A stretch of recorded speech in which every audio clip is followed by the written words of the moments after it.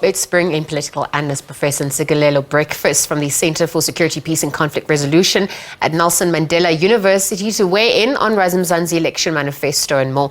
Prof. Ntsikelelo, good afternoon. Thanks for your time with us on the SABC at this hour. Thank you very much for having me, and compliments of the season. Thanks, Prof. Compliments of the season to you too. So let's just look at the political landscape that we're obviously wading through. And we're edging closer to elections. And obviously, Rise Mzansi now having launched their manifesto. How inspiring has its manifesto been based on its priorities? Did they get it right? I think the manifesto as it stands is well structured. It is also reasonable. It doesn't talk about the pie in the sky. I also think that the manifesto was pitched at the right level. What do I mean by that? The language that is employed is accessible, meaning that even ordinary people can understand what he talks about. The only challenge which I have is that he struck me as someone who is critical of social grants. You see, that argument that he was putting forward, that social grants are encouraging people to be lazy, is problematic. Because first of all, it has no historical appreciation, because the divide that we have between the haves and the have-nots is informed by our history. But also I know a lot of people who are educated because of social grants. So to suggest that they are encouraging laziness is a bit problematic.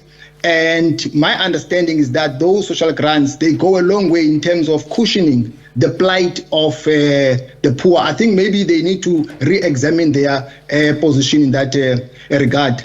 I also think that, he says that the manifesto is a byproduct of democracy, meaning that they've taken on board, the views of people throughout the length and the breadth of the country, which is fine. But I also think that after the dust has settled, after maybe the elections, not as of now, they need to hold a conference and elect their leader so that they can showcase that they are a democratic party. Prof, thank you for that context. You've spoken to the hits and misses, even some of the gaps.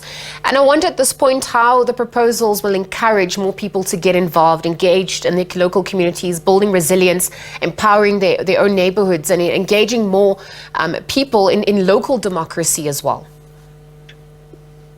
My reading of the situation is that one of the strong points of the party is that it has a majority of young people who are followers of it.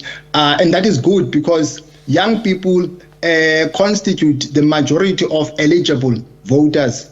So I have no doubt in my mind that they will get some seats and contribute to the trajectory of the country. I think the circumstances under which the party was formed, they make sense because of, corruption, unemployment, the slow pace of economic growth, and so on. So there is a void that needs to be filled.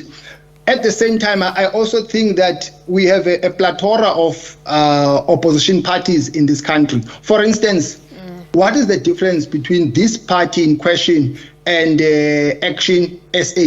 In my opinion, you can collapse them and have one party, because they strike me as having, the same outlook. Prof, thank you for that. I want to touch on that a little later. Just before I get there, though, you spoke about the youth, and with the youth presence, even the turnout today, what is that indicative of? The turnout was good. That venue was filled.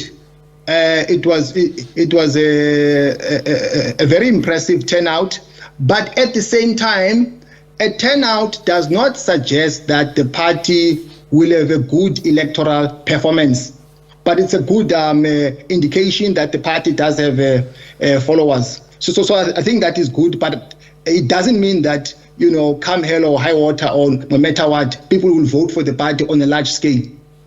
Because, Prof, let me go now back to the point you raised about opposition.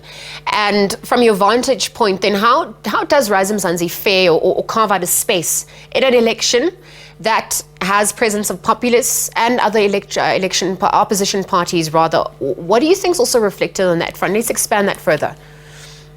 The beauty of our democracy, in particular our constitution, is that it makes a provision for people to be active in public affairs.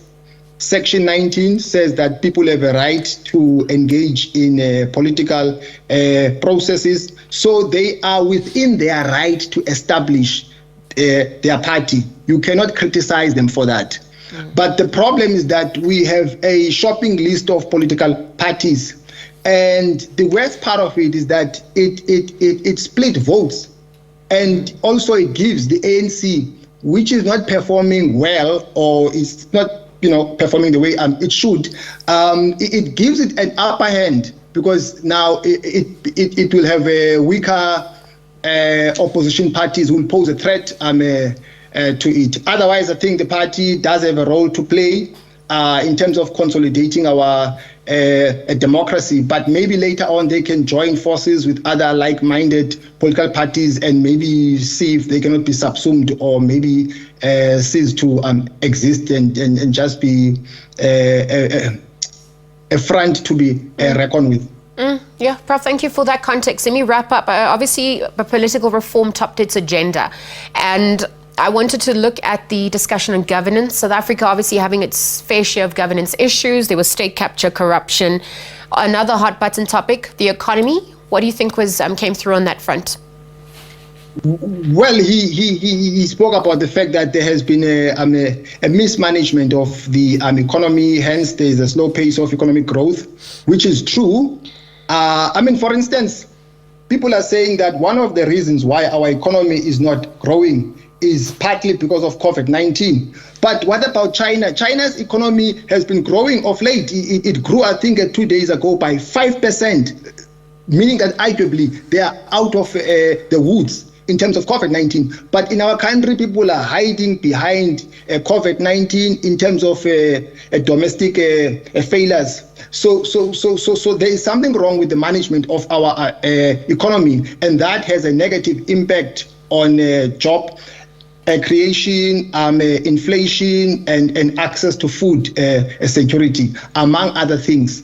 Well, Prof, we're obviously monitoring developments. The race is heating up, but we'll leave our conversation there for now. And thank you for joining us on the SABC at this hour. Professor Ntsikelelo Breakfast. He's from the Center for Security, Peace and Conflict Resolution at the Nelson Mandela University. He was just unpacking Rise Mzansi's Manifesto launched today. The what was unearthed, obviously where to from here as well. Again, thank you to him for joining us at this hour.